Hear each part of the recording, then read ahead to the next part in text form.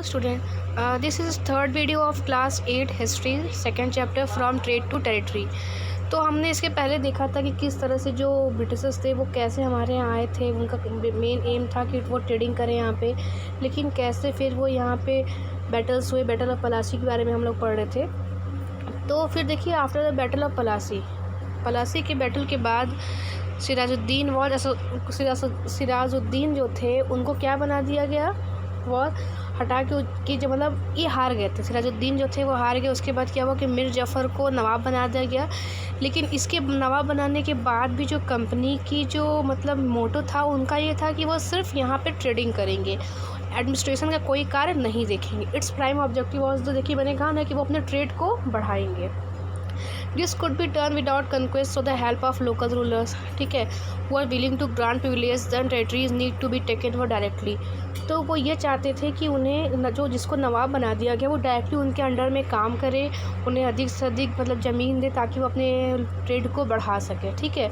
तो उन्हें किसी तरह से देखिए उनको यहाँ पे अधिकार करना या शासन चलाना या मतलब कि एडमिनिस्ट्रेशन करना, उनको ये सब कार्य नहीं चाहिए था। उन्हें बस इतना चाहिए था कि वो यहाँ जो बिज़नेस करना चाहते हैं, अपना ट्रेडिंग करना चाहते हैं, उसको अधिक से अधिक बढ़ा सके, उन्हें रेवेन्यू ना देना पड़े, अच्छी खासी बिज़नेस वो कर सके। बस उनका मेन मोटो इतना ही था। Soon the company discovered that this was rather difficult for even the puppet Nawab. देखिए उन्होंने फिर फील किया कंपनी ने कि जो पपेट नवाब होते हैं, जैसा कि उन्होंने जो चूज़ किया था अपने अकॉर्डिंग बनाया था, ये हमेशा यूज़फुल नहीं होते हैं। कभी कभी तो ये हेल्प करते थे इनकी किसी काम में, लेकिन कभी कभी ये डिनाई कर देते थे, क्योंकि इन नवाब को भी लगता था कि हम नवाब हैं तो हमें अपनी डिग्निटी है, अपनी डिग्निटी को मेंटेन करना चाहिए। क्योंकि उनको लगता था कि अगर जिस जगह के वो नवाब मान लीजिए बंगाल के नवाब थे, तो उनको ये लगता था कि अगर वो डर के रहेंगे तो लोग उनकी रिस्पेक्ट नहीं करेंगे। तो अपने आप को शो ऑफ करने के लिए भी वो कभी कभी कंपनी की बात नहीं सुनते थे। What could the company do? उसके बाद कंपनी ने क्या किया देखिए। When mister Zafar protested the company deposed him and installed mister Qasim. उसके बाद कंपनी ने क्या किया, मीर जफ़र को हटा के मीर कासिम को उनकी जगह पे बना दिया, ठीक है। When Mir Kasim complaint he in turn was defeated in the battle of fort of Buxar. देखिए उसके बाद मीर कासिम तो कुछ चीज़ें इनकी मानता था, लेकिन ये सभी चीज़ें इनकी नहीं मानता था कंपनी की, ठीक है, क्योंकि इनकी डिमांड बहुत बढ़ते जा रहे थे। उसके बाद ये मीर कासिम ने बैटल ऑफ मतलब बक्सर एक जगह का नाम है, वहाँ वो बैटल ऑफ जैसे पलासी था वैसे बैटल ऑफ बक्सर भी था कि एक जगह पे मतलब युद्ध लड़ा गया था। तो चूँकि वो जगह का नाम बक्सर था इसलिए इसको बैटल ऑफ बक्सर कहा जाता है।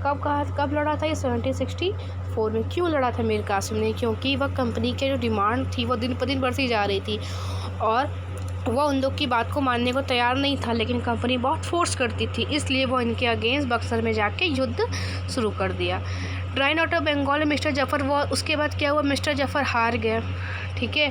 और उसके बाद वो नवाब जो नवाब रहते थे किसी की जगह के भी, वो नवाब को देखिए 5 लाख रुपए प्रति मंथ जो है ना वो कंपनी को देना पड़ता था। वो देते थे उनके ट्रेडिंग के लिए, लेकिन उनकी जो डिमांड थी वो और अधिक बढ़ती जा रही थी, ताकि वो अपने मतलब कि उनके जो पैसे वॉर में खर्च हो जा रहे थे, उनकी डिमांड को पूरा करने के लिए उनको पैसे चाहिए थे, ट्रेड के लिए चाहिए थे, ठीक है। तो it wanted more territories and more revenue, और उनको और अधिक पैसे चाहिए थे और अपनी ट्रेडिंग को बढ़ाने के लिए और जगह भी चाहिए थे। By the time mister Zafar died, और जब मिस्टर जफ़र की डेथ हुई 1765 में, तो उस टाइम कंपनी का जो मूड था वह हो गया change. Having fail to work with puppet Nawab, और इस तरह से पपेट नवाब के साथ वर्क करके वो फेल हो चुके मतलब हार चुके थे। तो उन्होंने कहा कि अब जो नवाब होंगे वो हम खुद होंगे। किसने कहा था? ये रॉबर्ट क्लाइव जो थे, उन्होंने डिक्लेयर किया था कि अब हमें खुद नवाब बनने की ज़रूरत है। तो आगे देखिए, finally in 1765 the Mughal emperor appointed the company. जो मुगल एम्पर थे उसने कंपनी को दीवान बना दिया। दीवान का मतलब क्या था ना कि जो रेवेन्यू वगैरह थे, टैक्स थे, पैसे थे, ये सब खुद ही कलेक्ट करते थे और अपना वास्ट एम्पायर बंगाल में बनाना चाहते थे। This solved a major problem that company had earlier faced, और ये कंपनी की बहुत बड़ी प्रॉब्लम को सॉल्व कर दिया जो कि वो पहले फेस करते थे। From the early 18th century trade with India, और अर्ली 18th सेंचुरी में जो उनको इंडिया से ट्रेड करना होता था तो उन्हें जो यहाँ सामान ख़रीदना पड़ता था उसका पे करने के लिए उन्हें ब्रिटेन से गोल्ड या सिल्वर मंगाना पड़ता था, ठीक है। लेकिन यहाँ पे दीवान के तौर पे काम करने के बाद उन्हें ये सब नहीं करना पड़ता था, ठीक है। तो उसके बाद जो उनको यहाँ से रेवेन्यू टैक्स जो पैसे मिलते थे उसी से वो सारा काम कर लेते थे। अपने कंपनी के लिए भी खर्च कर लेते थे। जो आर्मी सेना जो मतलब रखते थे उन लोगों को पैसे भी दे देते थे, सामान भी खरीद लेते थे, तो काफ़ी इन लोगों को फिर प्रॉफिट होने लगा था। आगे देखिए, आगे है कि कंपनी ऑफिसर्स बिकम नवाब्स। अब देखिए नवाब्स क्या मतलब क्या होता है। It means of course that the company acquired more power and authority.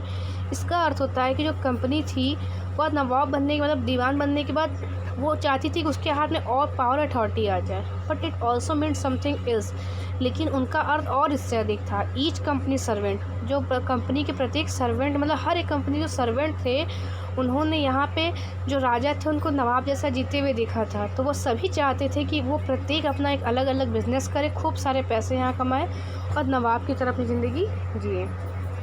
फिर देखिए, after the battle of Plassey, ठीक है, जो बैटल पलासी की बैटल के बाद जो एक्चुअल नवाब थे बंगाल के वर फोर्स टू गिव लैंड। तो इसके बाद जो वहाँ के नवाब वगैरह थे एक्चुअल नवाब, उनको फोर्स किया गया कि वो अपनी ज़मीन को दे दे और बहुत अधिक पैसे भी इन लोगों को ट्रेडिंग करने के लिए दे दे। रॉबर्ट क्लाइव हिमसेल्फ असेम्ड अ फॉर्चून इन इंडिया।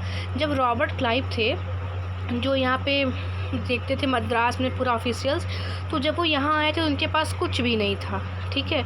लेकिन 1780 एट द एज ऑफ 18 में आए थे ये। तो वैन 1767 ही लेफ्ट इंडिया। जब 1767 में वो इंडिया को यहाँ से छोड़ के गए थे तो उनकी जो संपत्ति थी लगभग $4 अरब थी। बहुत ज़्यादा पैसा था उनके पास। तो इतना पैसा के बाद वो काफ़ी अमीर बन गए थे और इतना पैसा लेके जब वो वापस ब्रिटेन गए तो काफ़ी उनकी इस चीज़ की जाँच भी हुई थी, ठीक है, कि इतना पैसा इनके पास कहाँ से है।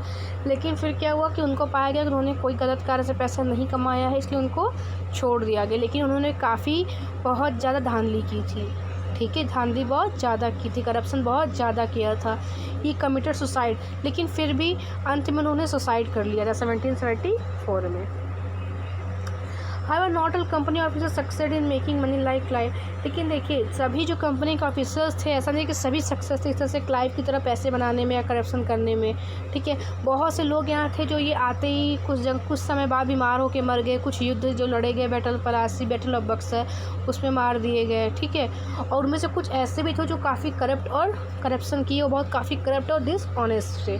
Many of them come from humble, और कुछ ऐसे भी थे जो बहुत हम्बल बैकग्राउंड से थे, अच्छे थे, जो ये सब काम नहीं करना चाहते थे। उनका बस एक रिक्वेस्ट था, मतलब एक ही मोटो था कि वो यहाँ पे अच्छे से काम करे, खूब सारे इंडिया में पैसे कमाए और उसके बाद वो ब्रिटेन में रिटर्न होके कंफर्टेबल लाइफ जिए।